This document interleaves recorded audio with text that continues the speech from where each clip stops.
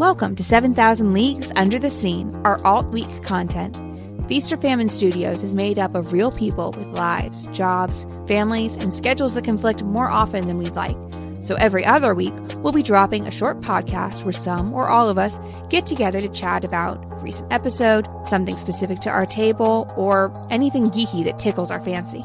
Inevitably, we will get off topic, but we hope that it helps you to get to know us a little better as players and as people. With that, let's find out who's on deck for this week's episode of 7,000 Leagues Under the Scene. I'm Kimber, and tonight with us is Griselda and your Tides Mistress. And this one is a part 2. Last time, we discussed our origin story, which technically involved Kimber, though they were not there for that discussion. And in this one, we're going to get into how Griselda tricked the creator of the, how does Brennan Lee Mullen put it, the horizontal and the vertical, into creating an entire new world just for her. Correct. That is an accurate statement. I think the first place to start is I want to talk a little bit about what made Griselda special. Am I supposed to do this? Because that feels like a big old toot toot. I mean, I think you should, because she's a fantastic character. Yeah. I mean, I think a little self praise on that one goes wouldn't be well unwanted. earned. Yes. Griselda, for me, was like my first major break from the mold of characters that I played. I liked to play iterations of myself, just full snark, usually a magic user. And I think up until that point, I love how I was hesitant, and then I was like, no, I'll jump right in. Up until that point, I think I had exclusively played magic users, with the exception of one game where the DM was like, magic doesn't exist in this world. So I was finally like, you know what? I've been playing for a while now. I think that I can kind of break out of that. And so I decided to play my first martial class, and she was dumb as a rock and completely uncharismatic. She had a 6 in both of those stats. It was great. It was amazing. And I, at first, was like, oh my God, what am I going to do? And then I was like, you know what? We're going to lean into this so hard.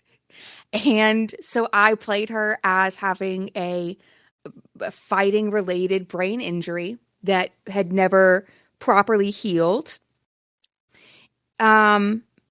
And just was able to, in any given moment, say whatever the fuck I wanted to, because it was just whatever popped into her mouth would just blip right into the game. So, but she had this like heart of gold, and but she didn't know how to express herself. So she was always like trying to be helpful, but not necessarily. And yeah, she was just a blast to play.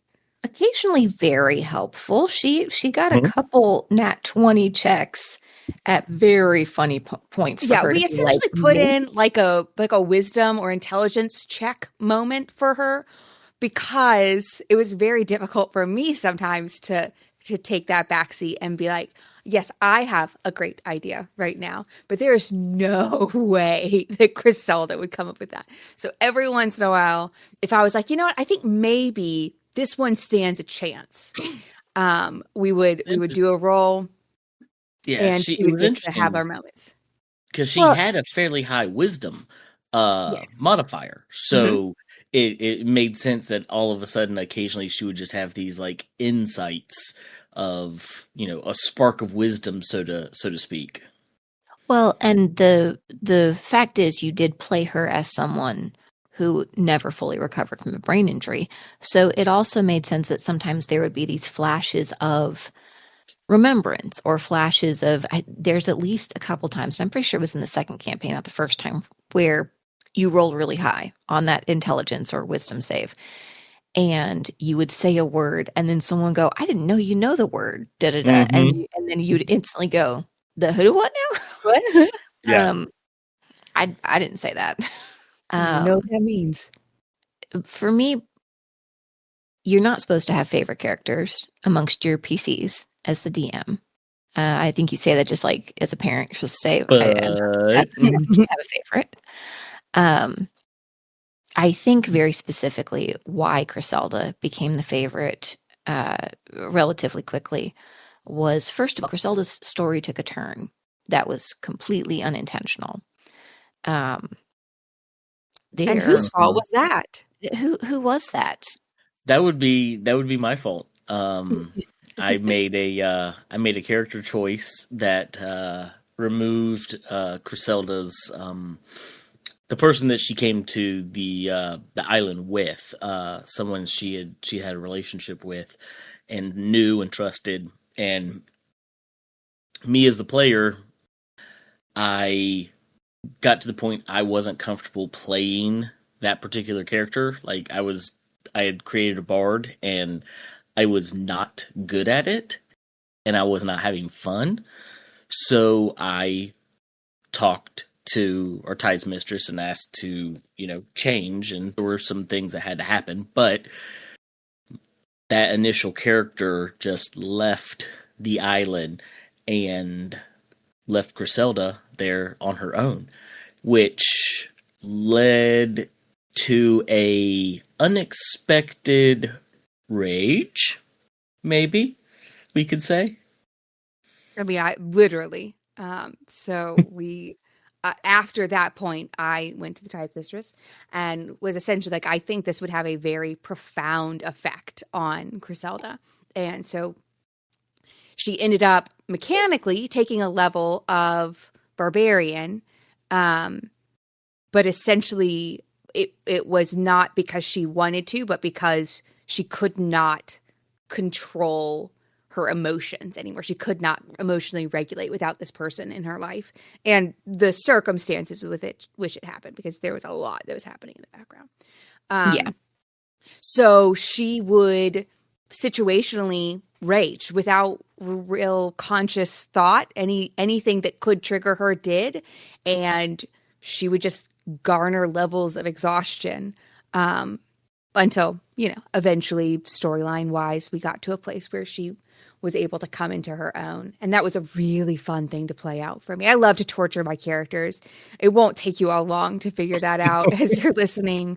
The emotional turmoil is where I live. Yes, but very specifically, this was the only character in this campaign that was evolving.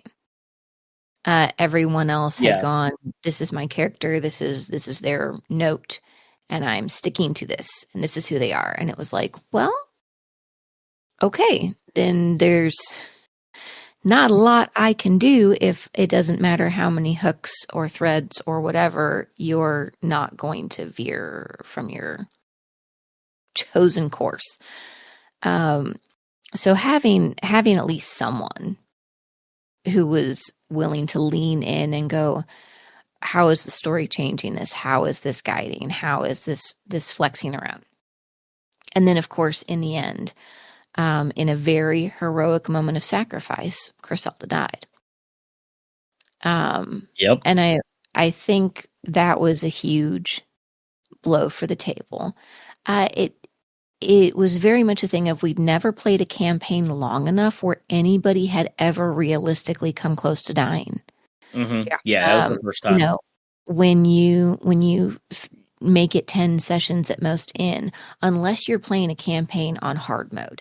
And like there are people who do that for fun on purpose. We had not gotten to that place yet. It was very much maybe someone dropped to 0 hit points once or twice, but that was it. No one came close to actually dying. Yeah. So to have this moment is a really big moment. And I felt guilty about it for a couple of reasons. One of which is I just naturally feel guilty. I assume everything's my fault. That is just me. It's a joy. No, it's not just you. It's not just you. I meant honestly, it's like our whole table is the real problem. Yeah. Okay, let me change that. It is not just me who feels that. It is just me who puts that on myself. Oh, yes. No, that's yeah, we all feel it just to ourselves. It is not that they all tried to make me feel guilty. It was that I felt guilty because I am me. And There was also the fact that because of the way Griselda died, she could not return. D&D has many mechanics by which a character can return. I had created a magic item. I created it for a specific purpose. There was another person who was going to come join our campaign, and then it ended up never happening. But the magic item had already been introduced into the story and was ill-advisedly given to Griselda. With zero warning as to what she was about to agree to. Yes. It was a straight stat boost, is what I remember knowing. Because I don't even think my character actually knew all the ins and outs of it. That was held by a single elf that had that knowledge. Who chose not to share much with everybody else. Which was a choice. Yeah, it was. It was a choice. But then, it helped Griselda with the stat boost, and we were like, yay, she gets a stat boost, awesome, more damage, punchy. But we didn't know what it entailed and what was going to happen to where she became unrevivable. So essentially, in accepting the gift of this circlet, her soul was forfeit to an ancient god, essentially. So when Griselda died, the campaign ended. I didn't want to DM anymore.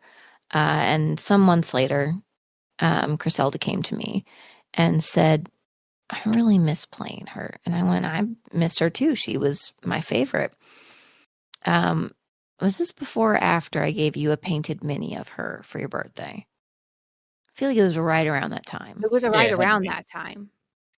Yeah, I genuinely don't remember.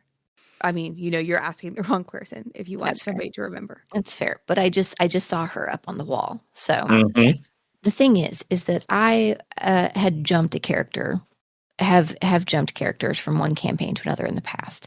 And you can just erase what happened to them and start over again, but it never feels quite right because you can never completely erase the things that happened before. We actually just did this relatively recently with 2 characters from one campaign to another. And unfortunately, they both evolved into 2 very different people than who they were in the original campaign because circumstances were different and the party was different. And so I did not want to do that to Griselda. And I was like, okay, so how do we honor her life and her legacy and what she went through and give her another chance? Well, that means an afterlife campaign. Well, if we have an afterlife campaign, it can't be like in one of the, I don't want to do like, oh, we're doing a campaign in Valhalla or in one of like the established lore places. Yeah. Because she wouldn't end up there. Well, where would she end up? Well, if we take these threads, and I hadn't actually explained how Griselda ended up here to them. In fact, they did not know how Griselda ended up in the afterlife that she had, because insofar as they were aware, she wouldn't have one, which was true. But I was like, but if the circumstances that circlet demanded were subverted, where could she end up? And I read through a lot of the established 5e lore, or just D&D lore in general, of the afterlife and the different iterations of it, and how it was a place of lawlessness, and then it was a place of heroics, and then it kind of became you go to the place you're supposed to, but now it's law and equality. And I'm like, but at some point there's a bard who's going to make a bid for a better option than this. And so I started to dream up Saliza Udmore, or the Halls of Rest, which was paradise-ish. It wasn't, full Valhalla. It was a place where if you technically died as a hero, but you had nowhere else to go, so you couldn't be any of the races that had a designated place. Couldn't be a dwarf, couldn't be a elf, couldn't be a, I think halflings have a designated, but you couldn't be cleric, paladin, warlock. Yep. And I think there was a couple subclasses that we outlawed as well because they were too intrinsically tied to a specific afterlife. And we wanted to play and it was a thing of, okay, Griselda's story was interrupted. She didn't get to finish her hero's arc. So what if everyone who was playing is a hero whose story was interrupted? So it wasn't just you give me a paragraph because you're just starting out. It was like, no, I need to know the last 10 years of adventuring that you did and what led up to this moment. Yeah. Because this is a very important, like, your story ended unfinished. And now you're in a new place trying to sort out a new life. Yeah, I think that campaign was probably the most time I had up to that point ever spent with you doing stuff about a character. It was the most I ever had, most detail I ever went into a character was making Kimber for that campaign. Now, as I came back to them with this idea, their response was, "Fuck yeah, let's do it." Yeah. Yeah, we were so excited. When do we start? Yep. But then I said, it's probably not going to work. Like, we had never up to this point played with random strangers on the internet. And that was our best bet for doing this. And I was like, okay, I think we should post an ad on Roll20. Yep. See if we get any bites. I will be as thorough in my description of what we're going to do as possible. And go through, like, we'll vet everybody down. And we originally said we were only going to invite 2 people in, and we ended up inviting 5. Correct. We ended up 5, yeah. But very specifically, it was the theory of spaghetti at the wall. Because it was. We've never had a campaign start with all new people and not had someone drop. It was like at least one person's going to, probably 2 or 3. So if we're looking at, like, we need at least 2 to move the campaign forward realistically, then we'll do 5. And if we lose 2 or 3, it's okay. Mm-hmm. And how many did we lose? Yeah. 3. We lost 3. Yeah. Mm-hmm. In differing lengths of time. And in different circumstances. Yeah. Yep. And we then did pick up one more, so we rounded out pretty even. Yeah. When I kept saying, okay, guys, like, this is the idea, but it's probably not going to work. I mean, I'm pretty sure I finished every sentence with, but it's probably not going to work.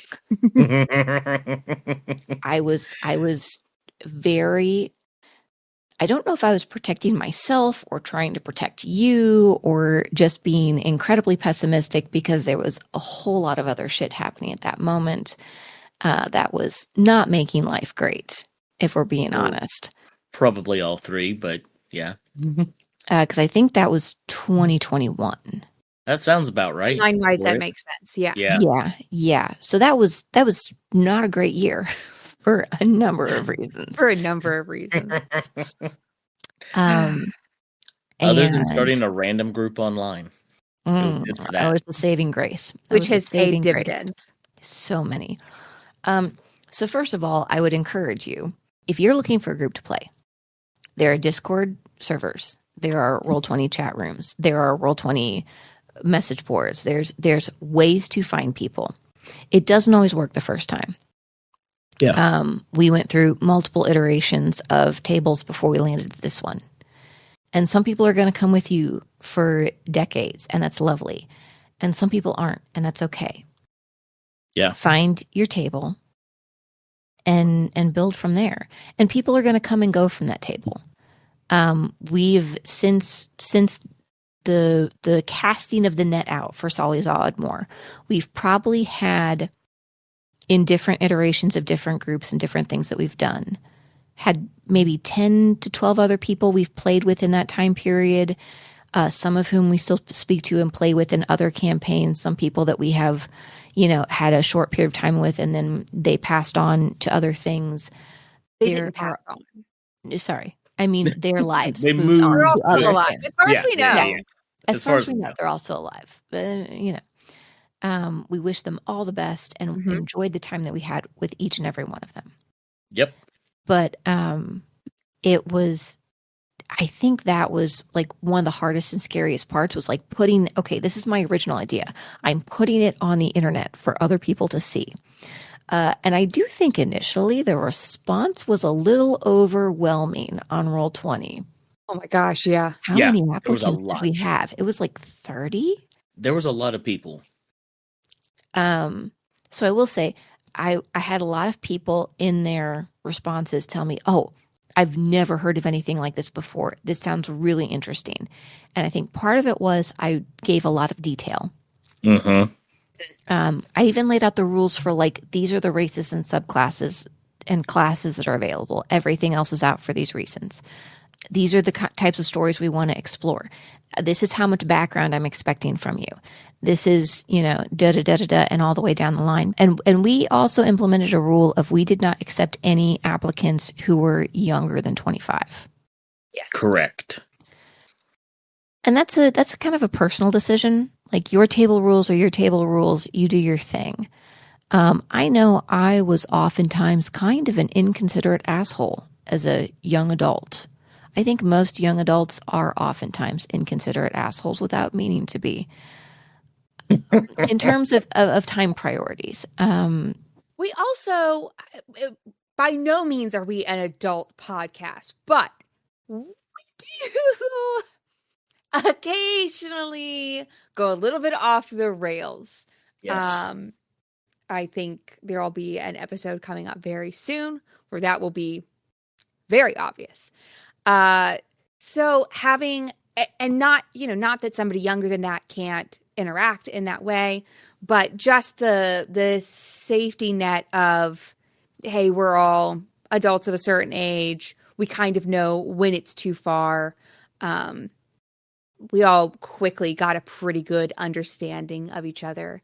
And it is definitely something that I am glad that we did, because we did have several very young. I think we had some like 17-year-olds. We had several teenagers who were like, "But I'm very mature for my age," and I was like, "Thank you, but Which, no." to be fair, we also said, and might have been true, but here's the thing: the two problems specifically, the safety net, very much one. But again, the amount of there were times when I was younger that I can think back now, and it just makes my like entire soul cringe on how like, oh, I can play next week. I got time. I got all the time in the world. They don't need, I don't. It is very hard to find people in certain age ranges that have the respect for time that you need to keep a group running consistently. I also think the reverse is true, in that like over half of our group is parents, and trying to explain to an 18-year-old, I'm really sorry, my kid is having a rough bedtime. We're going to be a half hour late. Like that just doesn't hit the same. No. At our table, everyone's like, oh yeah, that happens. Oh, is it daylight savings? Yeah. Yeah. Like you said, though, it's, finding what works for you in your specific situation, right? And there are ways out there to find that, and I think we encourage you to find that for yourself. Just a slight sidestep. What we were looking for, if you're a person who's out here trying to market yourself to a group, we very specifically asked for the name, age, preferred pronouns. I think we asked for just like what your gaming experience was. We were also very clear we did not want any completely brand new to D&D. This was not going to be a training game. Yes. I had already made it pretty clear that after the starting point, it was going to be not a deadly campaign, but it was going to be a handrails off campaign. We were already dead, so technically the deadliest campaign. True. But it was very much something of like, I didn't want someone who was going to accidentally kill everybody simply because of a lack of understanding on how the game was played. Yeah. So I very much in looking at that, and there's games for beginners. This was not it. Run games for beginners since then. Yes. Yep. I think the things that I personally, as was looking at, was like, who was following the prompts? who was giving me detailed answers, who was responding in a way that didn't feel arrogant. No, that was very fair. There was a couple of responses that we got that I was just like, oh, I can tell you're going to fight me every time I make a decision that you don't like. Ladies, if you're a DM, I'm sure you felt this before. It is not that other women can't be combative at the table, but generally if someone is questioning your every decision, it's a man. And that gets very tedious very quickly. Don't put up with it. Get rid of them. If you're married to them, you got to figure that on your own. But yeah, You're not wrong.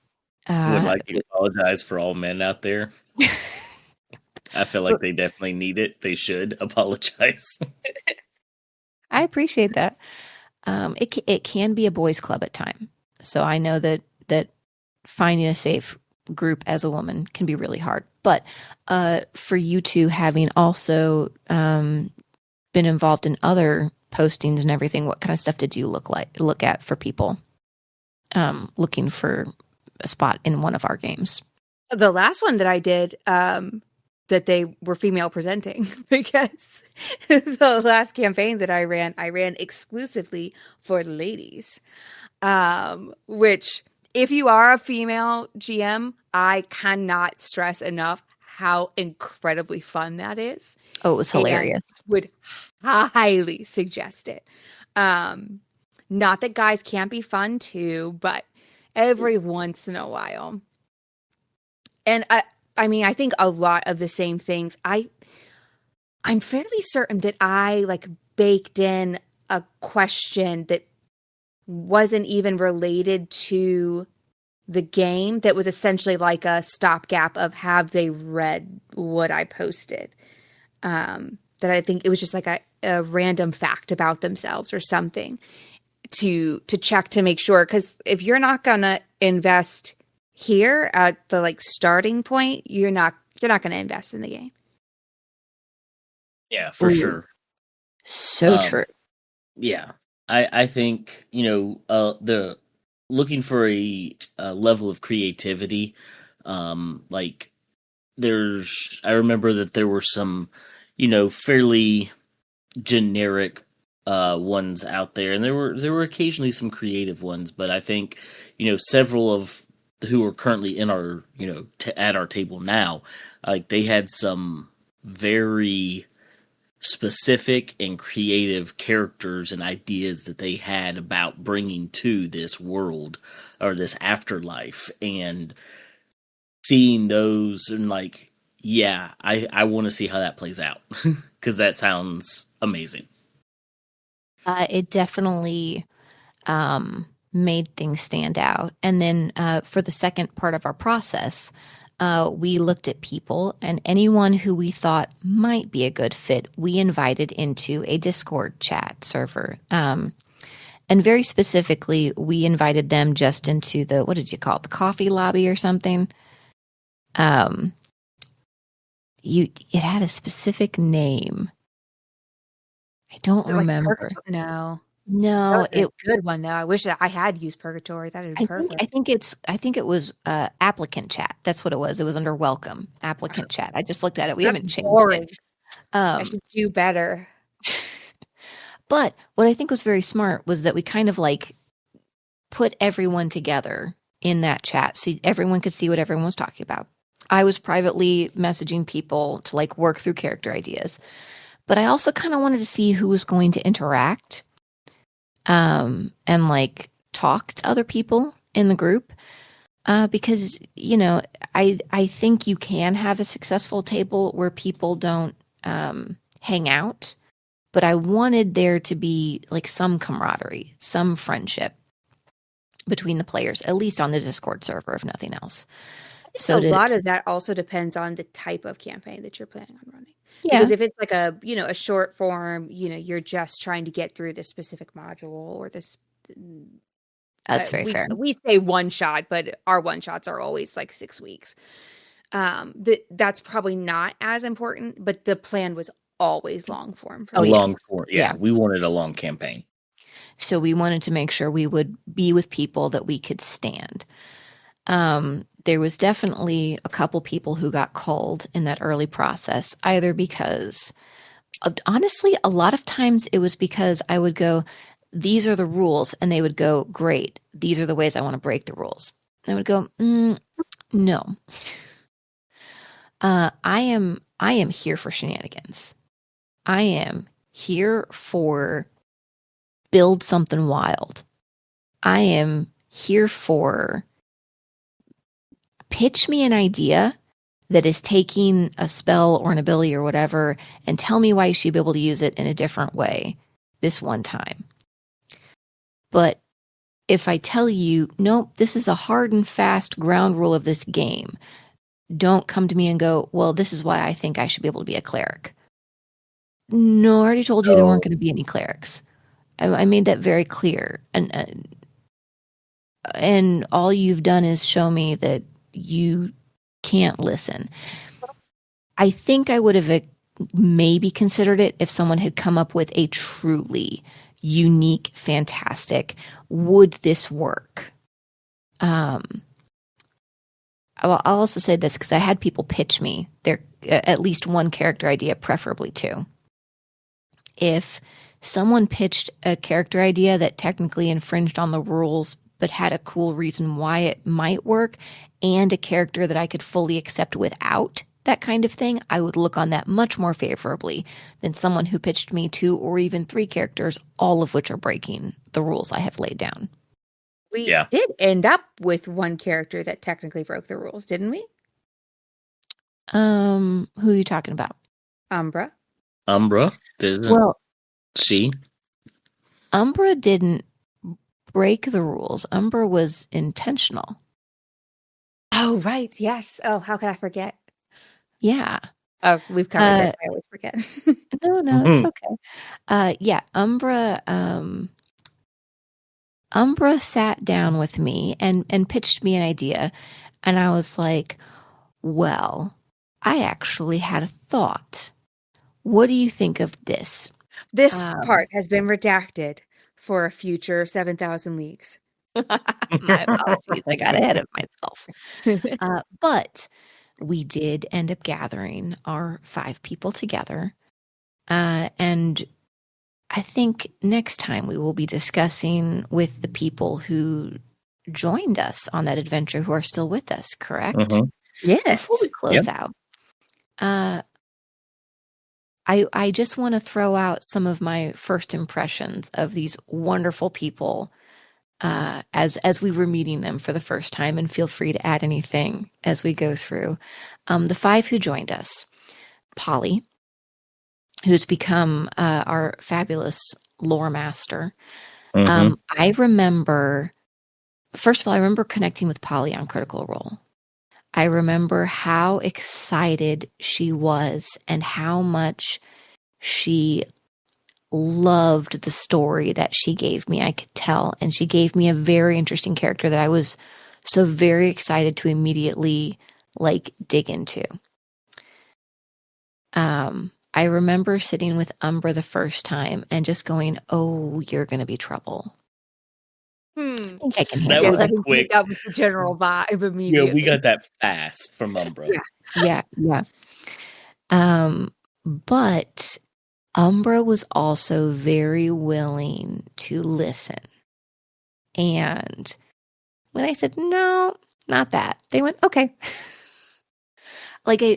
For as many times as I've had to say no to Umbra, because I think I've said no to Umbra more than anybody else in the campaign ever. Speaking of spaghetti against the wall. That is Umbra. Right? But Umbra never takes umber with me having to go, no, yeah, I'm sorry. That's a no. He's very cool about it. I remember Gibby, who is no longer in the party. Sorry. They're not with us anymore. Gibby's voice was amazing. I was about to say, the first time he did the accent, I was like, I was like, oh no, we're good. We're golden. Pitched a very interesting idea. And I was like, oh, I love that. Very, very much wanting to collaborate and kind of dig in and have fun. I remember Carson. Mm-hmm. Carson, yeah. Carson was from a very different place in the world than us and had some very different ideas on some things that was interesting. Our youngest person, I believe. Yes, I believe so. And technically lasted the longest of our spaghetti that eventually fell away. And I do feel like there's some very interesting things I learned from having him at the table. And then our last one, oh goodness, the name the Bard. Yeah. What was his name? Do you remember? Because you're looking at me like I should. No. I'm trying to. I'm looking at you that way because of the three of us, you're the only one that has a hope. I'm skimming back through applicant chat to try to find it. I just remember that he had a Dalmatian. He had the coolest apartment. He had the coolest apartment. He had a Dalmatian, and the dog would come on screen, and I'd be like, "Oh, I wish I could pet." And he was a very interesting bard. Yes, he was. He was a bard who didn't want to talk a lot. Yeah. Like a little, like too cool for school. Yeah. It reminded me of playing my bard the first time. A little bit. But that's who we started with. And unless you guys have something to add, I think next time we go on to the next part of this, it will be with the other three talking about their introductions into the afterlife, including our late arrival, who we had not mentioned yet. I've completely blanked. Jace? Well, he's going to do the sound editing for this, so my apologies. It's not because she can't remember your real name. It's because she can't remember your character name. Yeah, no, I am 100% working Jace very hard. Is what you're looking for here. Jace. Thank you. By the way, he's keeping all of this. Of course. You know what the terrible thing was? I kept wanting to say his Strixhaven name. Oh, that's funny. I mean, that's fair.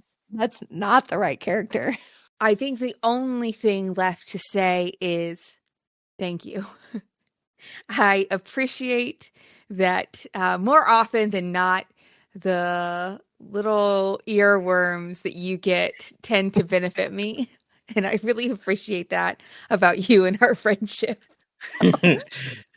Our ties mistress is like the ultimate yes and. Sure.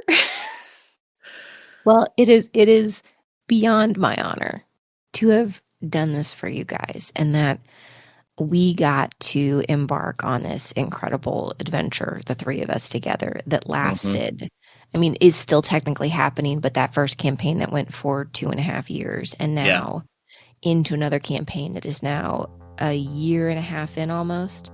Almost, Plus the mini one that happened between. We haven't even talked about that. We haven't talked about that one. We don't have a whole session about that. All right, Don't make me redact spoilers. Look forward to it. It's going to be fun.